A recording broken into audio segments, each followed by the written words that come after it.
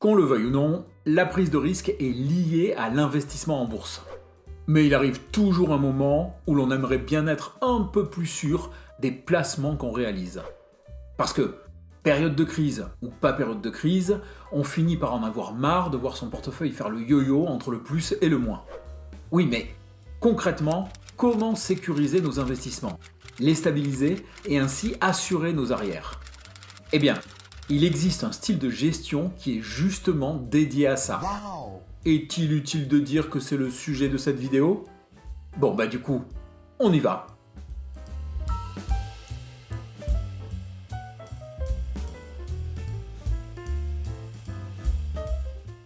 Lorsqu'on parle de gestion de portefeuille pour un particulier, on limite souvent ça à la différence entre une gestion passive, qui vise à répliquer la performance d'indices, et une gestion active où l'on choisit ses actions au cas par cas, le stock picking. Mais comme un peu de rationalité n'a jamais fait de mal à personne, pourquoi ne pas utiliser des techniques un peu plus pointues pour affiner sa propre sélection de valeurs et ainsi viser des objectifs beaucoup plus précis ? Bonjour à tous et bienvenue sur 1, 2, 3 Richesses, la chaîne qui vous apprend à investir même si vous avez peu de moyens et même si vous n'y connaissez rien. Je suis La Voix et avec mon partenaire et néanmoins complice Le Cube, un grand salut à toutes et tous, j'espère que vous allez bien. Nous allons voir comment le quality investing, l'investissement dans la qualité, peut nous aider à stabiliser et à sécuriser tout ou partie de notre portefeuille. Et même si elle peut sembler très simple à mettre en œuvre, car basée sur la technique du buy and hold, cette approche n'en demande pas moins une énorme maîtrise de soi. Mais si vous choisissez cette voie, alors apprêtez-vous à vous transformer en esthète de l'investissement. Car à la fin, votre portefeuille ne comportera quasiment que des chefs-d'œuvre.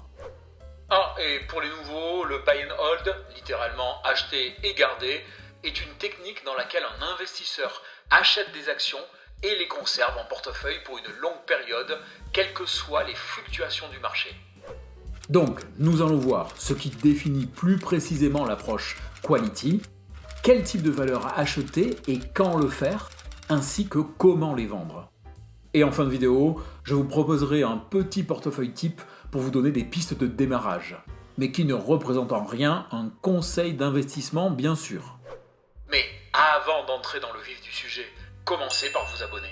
Comme nous proposons un épisode par semaine, en vous abonnant et en activant cloche et notifications, vous n'en manquerez aucun.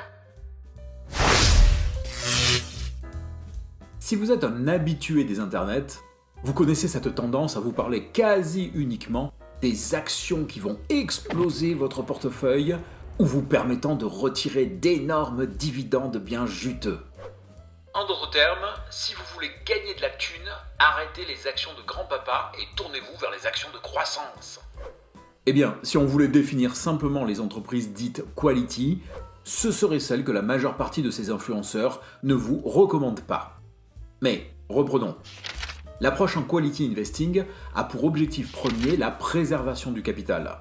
C'est donc une stratégie prudente, mais qui vise pourtant à faire prospérer au maximum les investissements en maximisant les rendements de ceux-ci. Chaque décision d'achat est donc fortement pesée et évaluée avant d'être exécutée. Le tout en s'appuyant sur la technique du buy and hold, chère à Warren Buffett.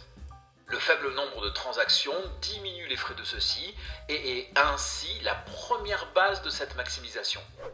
Effectivement, l'investisseur quality vend rarement les chefs-d'œuvre qu'il a achetés. Il les collectionne, ajoutant ici et là quelques pièces, tout en bénéficiant de la croissance stable et régulière de ses entreprises. Sa patience et son portefeuille long terme sont les clés de sa réussite.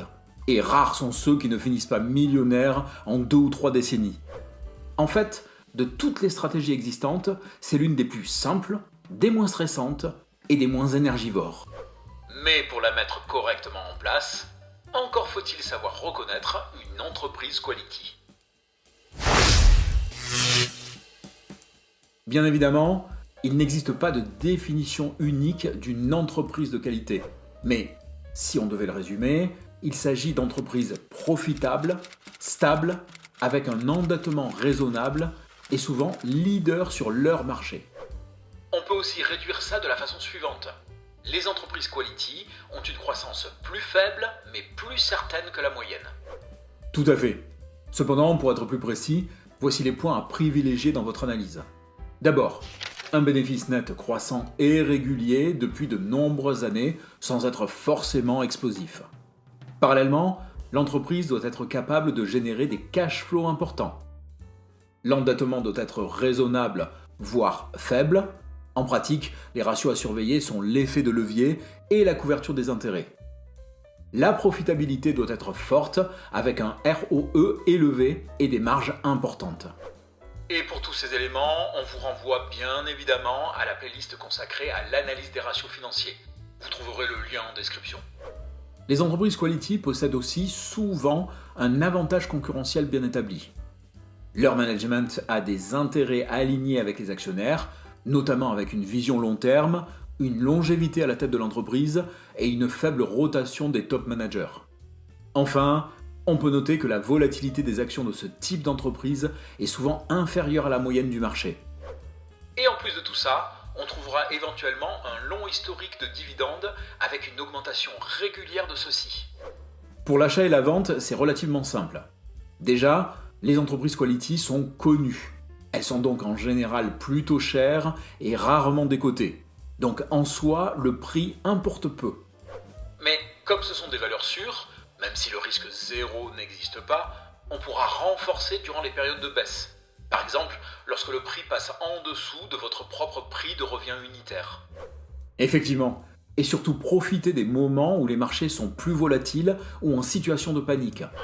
Pour un investisseur discipliné, les crises, les récessions, les périodes d'incertitude représentent autant d'opportunités pour acquérir les entreprises de qualité à des prix bradés et ainsi créer de la valeur sur le long terme. Pour la vente, comme on l'a dit, en général, l'investisseur quality ne vend pas. Seules deux raisons peuvent l'amener à vendre. Si l'entreprise ne répond plus aux critères pour lesquels il l'a choisi, ou s'il est lui-même en phase de consommation. Dans ce dernier cas, mieux vaut anticiper les ventes d'actifs en choisissant le moment où la bourse est plutôt dans une période favorable. Mais sur le long terme, le prix devrait permettre de dégager de fortes plus-values sans avoir à se casser la tête dans des calculs de sortie. On vous renvoie à la vidéo sur la vente des actifs si vous avez besoin de stratégies plus précises. Ah, et avant de voir le portefeuille type d'actions quality, n'hésitez pas à mettre un pouce à la vidéo pour aider à sa diffusion. Merci. Même si les principes d'un portefeuille quality sont simples, ils peuvent être parfois difficiles à appliquer. En effet, la facilité d'achat ou de vente via Internet sont autant de stimuli qui nous poussent à multiplier les allers-retours. Tout le contraire du style qualité. En d'autres termes, si vous n'êtes pas extrêmement patient et rigoureux, inutile de vous attaquer à une approche de ce type. Vous craqueriez bien vite. Parallèlement, deux autres conditions sont nécessaires pour vous lancer dans ce style de gestion. D'abord, être vraiment sur du long terme. Comptez 20 ans minimum pour que l'arbre puisse porter ses fruits. Ensuite, avoir une capacité d'investissement assez importante. En effet, la majorité des entreprises répondant aux critères quality ont des cours relativement élevés. Mais ce dernier point peut être compensé par un temps d'accumulation d'épargne plus long, avant de réaliser son investissement. C'est tout à fait vrai le cube. Du coup, si ce type d'approche vous intéresse, ou si vous souhaitez compléter votre propre allocation d'actifs avec un volet plus sécurisé, voici 11 valeurs pouvant vous servir de point de départ pour un portefeuille de type quality. Et bien évidemment, il ne s'agit en rien de conseils d'investissement, mais seulement de pistes à explorer. À vous de voir si vous les suivez ou pas. Ce type de portefeuille comporte souvent peu de lignes avec une faible diversification. Ici, on se retrouve avec 7 secteurs d'activité sur les 11 possibles, ce qui est déjà au-dessus de la norme, tant les investisseurs quality ont souvent des portefeuilles extrêmement concentrés. La qualité des investissements étant censée limiter ce risque. Mais si vous voulez découvrir un plus grand nombre de pistes pour un éventuel portefeuille de type quality, alors allez puiser dans la liste de valeurs de cette vidéo. Certaines feront sûrement votre bonheur. Voilà les amis, j'espère que ce contenu vous a été utile. Si c'est le cas, n'hésitez pas à nous faire part de vos remarques et questions dans les commentaires. N'oubliez pas non plus de liker et partager cette vidéo pour aider à sa diffusion, parce que c'est le truc qui aide le plus la chaîne. Merci à tous ceux qui le font déjà. Si vous avez apprécié ce contenu, eh bien, abonnez-vous. Mais comme s'abonner sans regarder les vidéos n'est pas très utile, activez la cloche et les notifications pour être prévenu de la parution d'un nouvel épisode. Et dès que c'est fait, il ne reste plus qu'à nous dire à bientôt dans une nouvelle vidéo. On dit ça ? Allez, on dit ça.